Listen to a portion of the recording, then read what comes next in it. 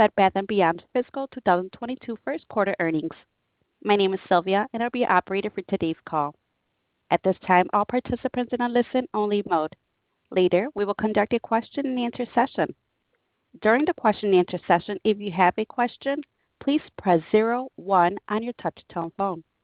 As a reminder, the conference is being recorded. I will now turn the call over to Susie Kim, Head of Investor Relations. Susie Kim, you may begin. Thank you and good morning, everyone. Welcome to our fiscal 2022 first quarter earnings call. Joining us today are Harriet Edelman, Independent Chair of our Board of Directors, Sue Gove, Director and Interim Chief Executive Officer, and Gustavo Arnal, our Chief Financial Officer. Before we begin, let me remind you that our fiscal 2022 first quarter earnings release and slide presentation can be found in the Investor Relations section of our website at bedbathandbeyond.com and as exhibits to our related Form 8-K. This conference call and the slides we refer to may contain forward-looking statements, including statements about or references to our outlook regarding the company's performance, our internal models, and our long-term objectives. All such statements are subject to risks and uncertainties that could cause actual results to differ materially from what we say during the call today. Please refer to our most recent periodic SEC filings for more detail on these risks and uncertainties, including the Risk Factors section in our annual report on Form 10-K and our quarterly reports on Form 10-Q. The company undertakes no obligation to update or revise any forward-looking statements. Additionally, the information we will discuss today contains certain financial measures that exclude amounts or are subject to adjustments that have the effect of excluding amounts that are included in the most directly comparable measure prepared in accordance with generally accepted accounting principles. For a reconciliation to the most comparable measures presented in accordance with GAAP, please refer to the table in our earnings release, available on our website and included as an exhibit to our Form 8-K filed later today. I would now like to turn the call over to Harriet. Thank you, Susie, and good morning, everyone. Thank you for joining us today. Before Gustavo covers this quarter's financial results in detail, I will spend a few minutes on the announcement we shared earlier. Today, we announced significant changes to our executive leadership team. Sue Gove, Independent Director and Chair of the Strategy Committee, has been named Interim Chief Executive Officer, replacing Mark Tritton, who is leaving the company. And Mara Serhal has been appointed Chief Merchandising Officer, taking over for Joe Hartzig, who is no longer with the company. Sue has a pivotal role in overseeing this transition and making sure we take swift action. Sue has served on our board since 2019 and is a deeply experienced board member and business executive across a number of senior financial, operating, and strategic roles. Leading the Strategy Committee has given her strong insight into the potential of the company, and her deep experience in corporate retail transformations will enable quick, decisive actions during this transition. She and I have worked together closely for the past few years. Sue is an insightful, intelligent, and influential leader. I know she will quickly make a significant impact. As for Mara, having most recently served as Bed Bath & Beyond Senior Vice President and General Manager for Harmon, she will be responsible for driving the company's omnichannel merchandising, planning, and own brand strategies, while also retaining her position as General Manager for the Health, Beauty, and Consumables business. On behalf of the entire board, I want to recognize and thank Mark for his many contributions over the past 2.5 years. Mark's accomplishments include launching our transformation strategy, introducing own brands, investing in technology and infrastructure, repositioning buybuy BABY, and building out our omnichannel and digital capabilities. In addition, he led the company through the COVID-19 pandemic and was dedicated to keeping our associates, customers, and communities safe and served. I'd also like to thank Joe for his hard work and dedication in developing and implementing our overall product strategy and, in particular, own brands. Our performance today requires an adjustment to strategy and a deep focus on basic operational execution. The results that Gustavo will discuss in a few minutes are not reflective of our capabilities and potential. We should be achieving so much more. Board members and management came to our company because we believe that our unique place amongst customers' many options is as compelling today as it was at its founding, and the opportunity to drive growth and unlock the value of our banners is what we are here to do. The macro environment right now presents a number of challenges for our business. A convergence of factors and the serial nature of them is unparalleled in my years of experience in the consumer sector. Still, we recognize, first and foremost, that our results will be improved by our making important changes in how we serve customers, operate our business, and deliver against the premise mentioned earlier. I will also share a few comments regarding the update provided on the Strategy Committee. As you know, our Strategy Committee has been evaluating options for BBBY Baby. The committee is working closely with both strategic and financial advisors to properly assess the business's inherent value potential. That work is ongoing, and it is important to underscore that the board sees significant value in BBBY Baby. It is a highly relevant banner with a strong market position and favorable demographics. Before I turn this over to Sue, who will discuss her near-term priorities in more detail, I will close by emphasizing on behalf of the board that we are united behind the priorities needed to stabilize the company and create value for shareholders. Now I'd like to turn the call over to Sue for some quick introductory remarks. Sue? Thanks, Harriet, and good morning, everyone. We appreciate you joining us today. I want to begin by saying how honored I am that the Board of Directors has placed their trust in me to lead Bed Bath & Beyond at this critical moment.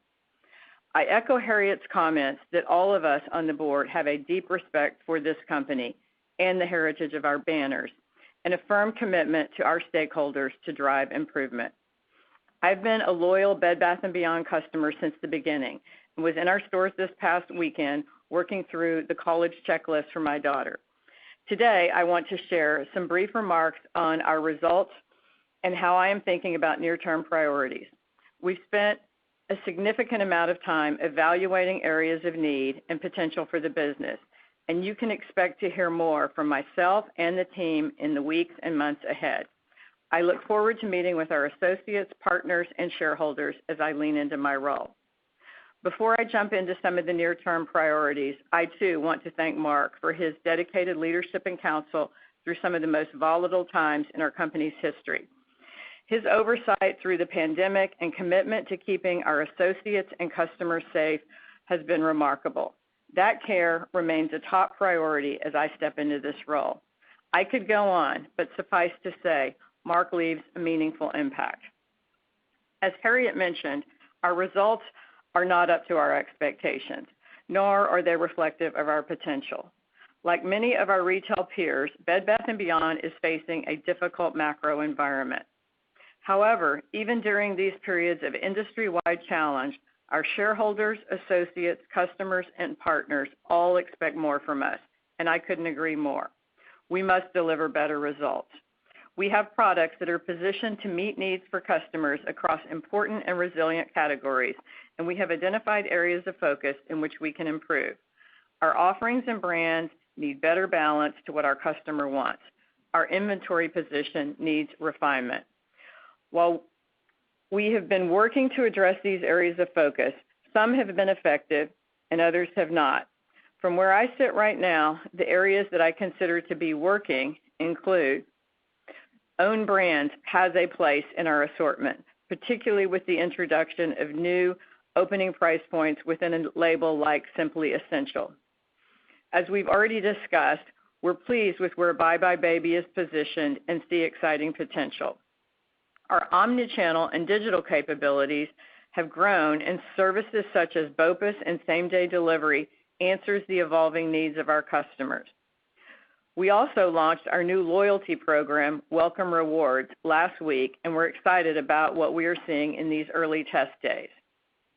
In the near term, we have very clear priorities for where we must see improving results. First, we have to make sure we are focusing resources on driving traffic to stores and digital platforms. We also must prioritize how we are serving customers to recapture market share. I believe a lot of this work is best done in a back-to-basics mantra that prioritizes knowing our customer and delivering the experience they deserve wherever they interact with us. Equally, we must become a more efficient and profitable business. We must stabilize the company's supply chain, reduce costs, lower inventory, and strengthen the balance sheet. Gustavo will have more on near-term efforts on this front, but expect much more on these topics in the future. We have a lot to do, and we must do it quickly. That's why, as we move through this transformation, we have also decided to hire a leading retail advisory firm, BRG, to focus on cash, inventory, and balance sheet optimization. We understand there are many adjustments happening simultaneously. Therefore, we look forward to sharing an update on our progress later in the summer. We continue to work with a sense of urgency in these efforts, and we are very focused on finding the best opportunities available to maximize value for all stakeholders. These initiatives would not be possible without the tireless efforts of our leaders and associates who work to serve and interact with our customers to make it easy to feel at home. I am optimistic about the future of the company and its continued progress, and I am confident in our ability to drive improvements in 2022 and beyond. With that, I will turn the call over to Gustavo to address the financials. Gustavo? Thank you, Sue, and good morning, everyone. For our first quarter, total net sales were approximately $1.5 billion, which reflects a decline of 25% and a comp sales decline of 23% versus last year.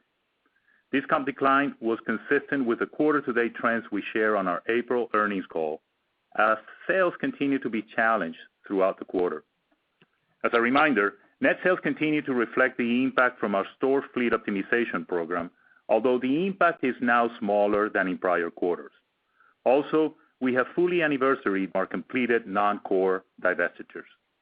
By channel, store comp sales were down 24%, while digital sales declined 21% versus last year. Our digital channel remains approximately 40% of total net sales. By banner, Bed Bath & Beyond comparable sales decreased 27% versus last year. buybuy BABY comparable sales decreased mid-single digits, consistent with market trends, and Harmon delivered positive comps. GAAP gross margin for the quarter was 23.9% and 23.8% on an adjusted basis. Supply chain costs remain elevated, impacting adjusted gross margin negatively by 330 basis points year on year, which more than offset 60 basis points of higher net product margin. Additionally, we had a negative 840 basis point impact from transient costs related to inventory markdown reserves and port-related supply chain fees. Excluding these transient costs in the quarter, adjusted gross margin was 32.2%. As we announced this morning, we're taking immediate and aggressive actions on cost, capital spending, and in particular, on inventory. During Q1, the arrival of delayed unit receipts with long lead times was met with sharply lower demand. This led to higher inventory of approximately 15% versus last year, while at the same time, sales were 25% lower. This delta of almost 40 percentage points between sales and inventory is worth more than $500 million in cash. As exhibited by the inventory charge taken this quarter, we intend to work aggressively to clear the excess inventory that we and the industry now face. Additionally, we will reduce planned capital expenditures by a minimum of $100 million to approximately $300 million. SG&A dollar expense remained below last year, primarily due to cost reductions and lower rent and occupancy expense following our store fleet optimization program. However, given lower revenues, SG&A as percentage of sales was higher, which is why we're taking even more aggressive actions on costs, as announced today. Our sales and gross margin performance led to negative adjusted EBITDA of $224 million, which was a loss of approximately $100 million when excluding the aforementioned transient costs that impacted adjusted gross margin. Turning to our balance sheet and cash flow, net cash used in operations was approximately $380 million. Capital expenditures for the quarter were approximately $100 million as we continue with key investments within supply chain and IT systems, as well as certain initiated remodels. As the quarter progressed, we partially funded working capital through $0.2 billion in borrowings against our $1 billion asset-based revolving credit facility. We ended the quarter with a cash and investment balance of approximately $0.2 billion and with total liquidity of $0.9 billion. I will now share our updated outlook commentary for this year, which will continue to be qualitative. At this point in the second quarter, our comp sales continue to trend in the negative 20% range. As we progress through the year, and based on the news we announced today, we're sharing the following. Negative comp sales to improve sequentially in the second half of fiscal 22, driven by inventory optimization plans, including incremental clearance activity. Full year SG&A expense below last year, reflecting aggressive actions to align cost structure to sales, inclusive of the previously announced $100 million expense optimization program. Finally, we're reducing planned capital expenditures by a minimum of $100 million from $400 million to $300 million for fiscal 22. Operator, we're now ready for questions. Thank you. We will now begin the question and answer session. If you have a question, please press 01 on your touch-tone phone. If you wish to be removed from the queue, please press 02. Once again, if you have a question, please press 01 on your touch-tone phone. If you have queued during the call, please do so again at this time, and give us a moment as we compile the queue. Thank you.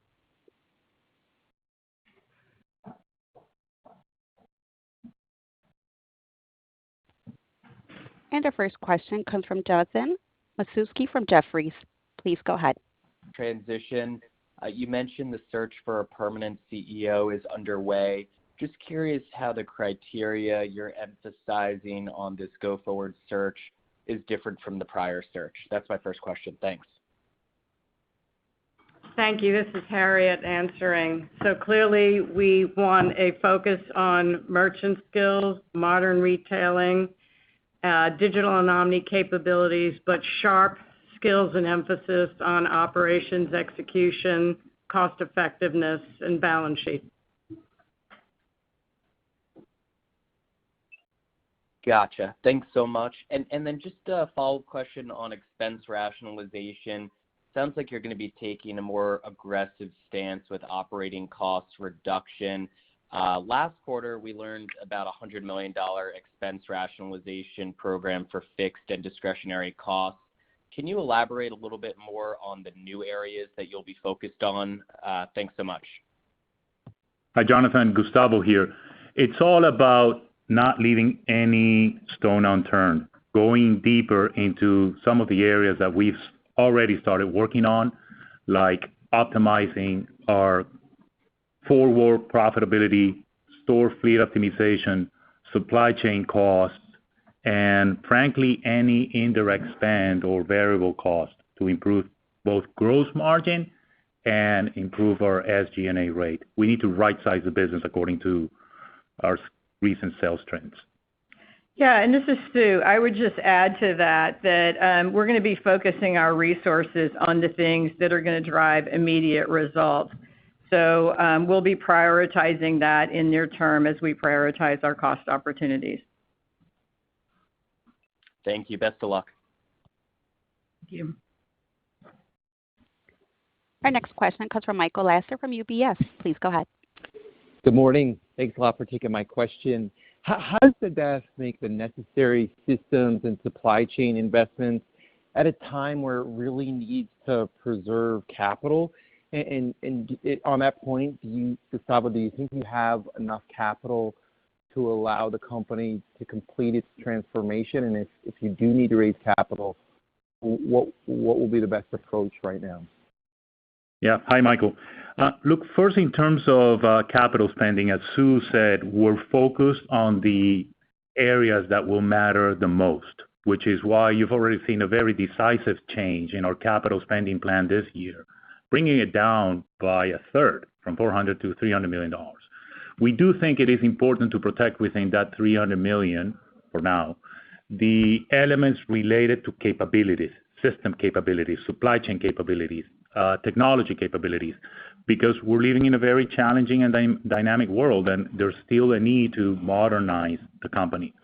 On your question of access to capital, look, we have sufficient liquidity within our credit facility as we speak, and working with BRG, working with our financial advisors, there are avenues that we're exploring to even increase further our liquidity and navigate through the working capital cycle, particularly in the next 2 quarters, given the seasonality of our business.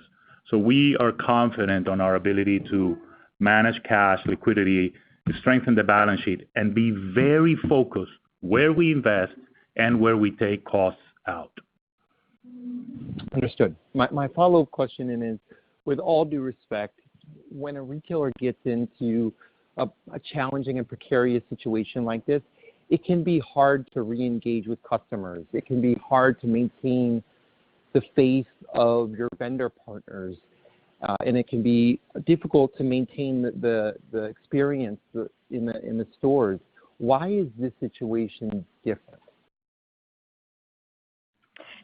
Yeah, this is Sue. You're right. We're going to be focusing on, balancing our assortment, lowering our inventories, managing our costs, strengthening our balance sheet. Our vendor relationships, our vendor partnerships are going to be critical. And we think that we've got those relationships in place. We've got a strong team in place. And most importantly, we're going to be focusing on the customer and getting them back into our stores and offering them the product that they want to see. Thank you very much, and good luck. Our next question comes from Justin Kleber from Baird. Please go ahead. Yeah, hey guys. Thanks for taking the question. Gustavo, I just wanted to ask about gross margin and any color you could provide on kind of the trajectory going forward. You mentioned the 840 basis points of transitory cost here in the first quarter. I mean, do we expect those to effectively fade here in 2Q, or does some of that linger into the balance of the year? That's my first question. Yeah. Hey, Justin.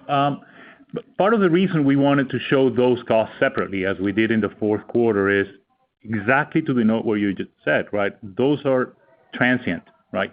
We took a significant charge on inventory, right, in this first quarter. We will continue working through this, but this was a big intervention. It's hard to say one-off. The world is very dynamic, but that's that. And that was a significant portion of it. The other was port-related fees. I said in the call last quarter that this was a Q4 and Q1 dynamic, and that's the case. We don't expect any material port fees, penalties in the second quarter. So we're keenly focused on the gross margin, not excluding those items, but driving costs out, offsetting the supply chain increases, the ongoing supply chain increases, freights, and product margin. Okay, thanks for that. And then do you have, I guess, maybe a year-end inventory goal you're targeting? And then, as somewhat related, you talk about the improvement in comps across the back half of the year. It seems like it's largely a function of clearing through inventory. Any way you could kind of size the top line impact, from clearance in the back half of the year? Yes, Justin, we do have an internal inventory goal.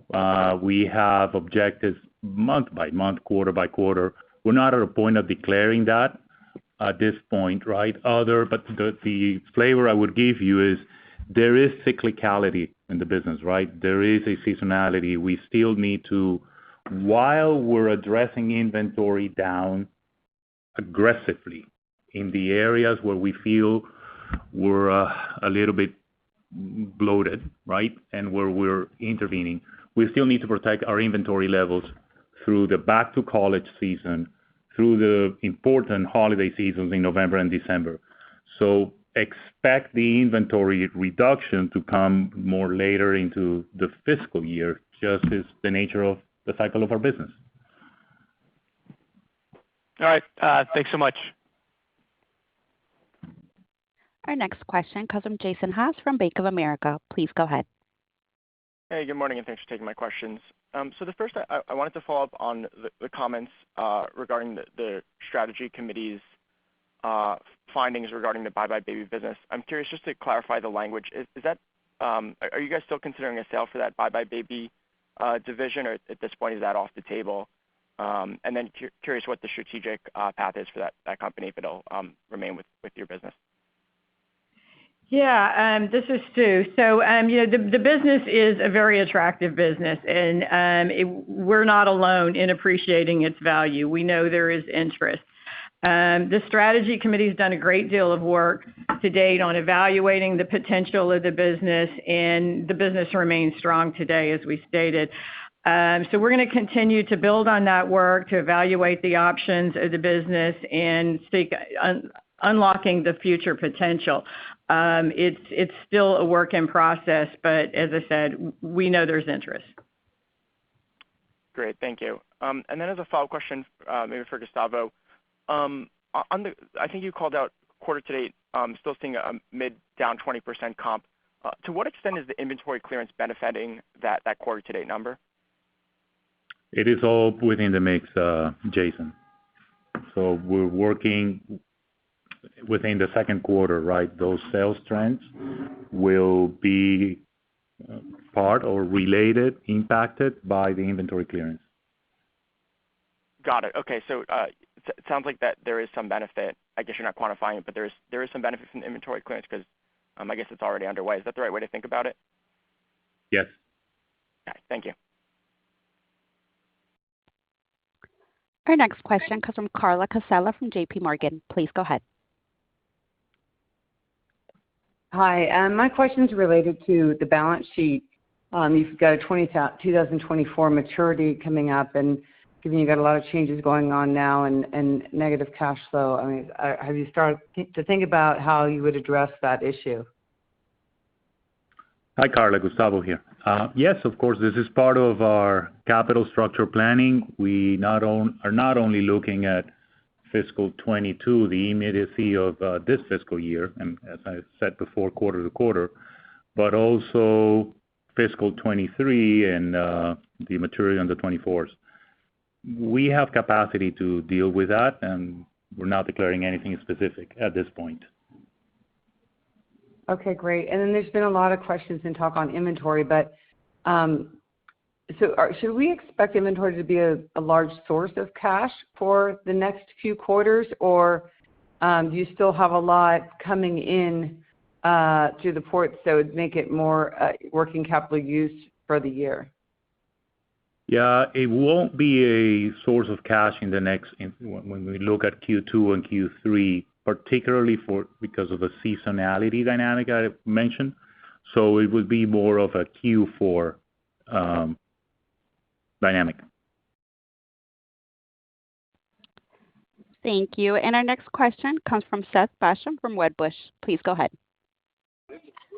Thanks a lot. Good morning. My first question is on inventory. Can you give us some more color as to what areas in which you're bloated and what the assortment plan is going forward?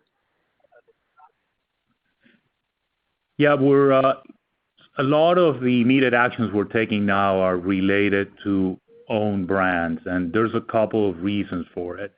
One, these are products mostly imported that have a long lead time. And as we spoke earlier, there was a mismatch between when the demand was estimated, when the supply actually happened, compounded by the supply chain challenges in the industry back in last year, right? And now with softer demand. So we're seeing in the home categories contracting as we speak. So there's that dynamic on the mismatch on supply chain and demand or current consumption. The other is, as Sue said, own brand is important in a strategy, but it needs to be adjusted. There perhaps some subcategories and within some brands that we overextended, and we're addressing that as we speak. Sue can provide more color on it. Yeah, we think that the customer wants to see more of an optimal balance of national brands, direct to consumer brands, and company-owned brands. So we're focused on improving the category mix and driving traffic to our stores with the customer at the focus of that. Thanks. That's helpful. And then secondly, on the marketing plan going forward, you guys have struggled somewhat driving traffic and you're losing market share. How are you going to adjust the marketing plan to do a better job driving that traffic to your stores and your website? Yeah, we're in our timing of back to college right now. We made some shifts in our marketing plan there with introducing that back to college event in early May, capitalizing on the high school college acceptance day. We feel pretty positively about our positioning with the marketing momentum. Traffic's a critical area, and so we'll continue to tackle that. We're going to be monitoring the data and results. We also just launched our loyalty program as a test.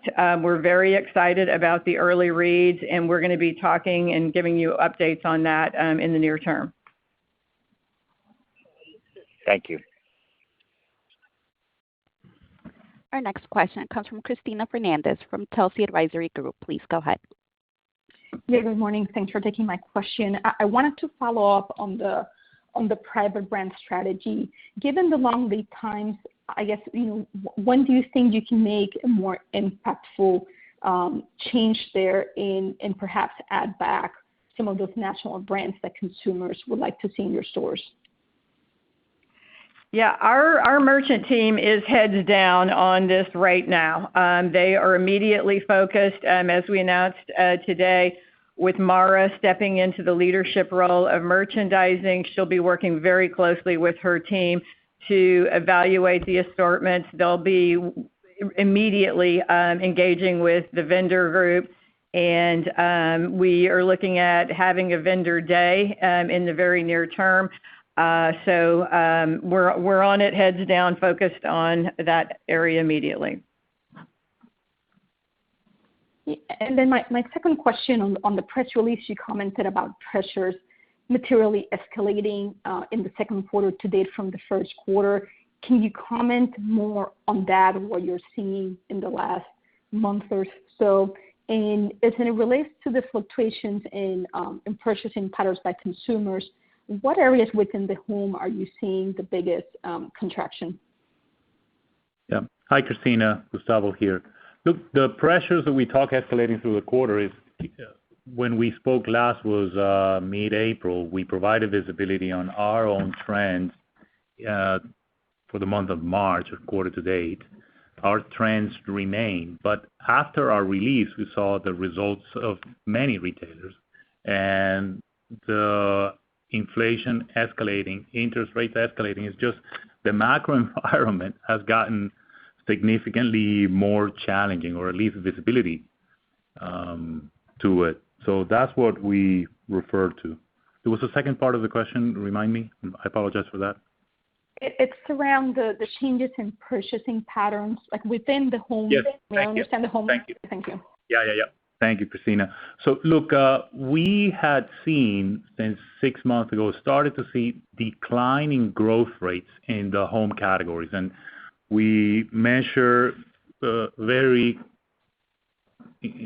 closely bed, bath, and kitchen, which are about 50% of the bed, bath revenue. Those categories are now declining. The past 3 months declined double digit. When you look at the data, March, April, May, the aggregate of those 3 categories declined double digits. So It's part of the explanation for our challenge in revenues, but again, we still also have our own internal challenges. We have time for one more question. That question comes from Susan Anderson from B. Riley. Susan, please go ahead. Hi, good morning. Thanks for taking my question. I was wondering if maybe you can give your thoughts just around the Bed Bath store base, how you're thinking about that as we look forward, especially given the increase in digital penetration, and then also as we look into back to college, how are you feeling about the inventory levels there? Do you think you're appropriately inventoried? Thanks. Yeah. First on the storefront, we continue seeing our business as an omni-channel business. So there's complement between the stores and our digital business. We're happy with our digital business. We have significantly improved our capabilities on digital, and today 40% of the revenue. So it has remained important and will continue to be so. For stores, what we will continue doing, but now even on an accelerated basis, is look at the four-wall profitability of our stores, look at the geographic dispersion of them, see where they complement more or less our buy online, pick up a store, our supply to customers from the stores, and we'll come up with a revised plan on that front. But this is a dynamic process. It's just a dynamic process that with these sales trends takes us to a significantly higher sense of urgency. Okay? Great, thank you. And just on the inventory front, heading into back to college too, if you feel that you're appropriately inventoried there to hopefully try and capitalize on some of the sales. Yeah, that's what Sue mentioned. We're keenly focused on. We've spoken in the past of inventory not available to sell. It was stocking within our distribution centers. We were at about 30% last time we spoke. That area has improved. We're now in the low 20s. We're tracking in-stock availability of key items, not only in stores, but also digitally. We're seeing some improvement. It's gradual, and we are preparing for latter part of July and May and August, right, in our second quarter for back to college. And as I said before, for the holidays in general, November, December. Great, thanks so much. Thank you. So, I just want to wrap up with, stating that, again, the next several months are going to be critical for us to take action on these immediate items around balancing our assortment, driving traffic, sales, inventory, costs, the balance sheet, all the things that we've talked about today. We really look forward to sharing with you our progress and appreciate your time. Thank you so much. Thank you, ladies and gentlemen. This concludes today's conference. Thank you for participating. You may now disconnect.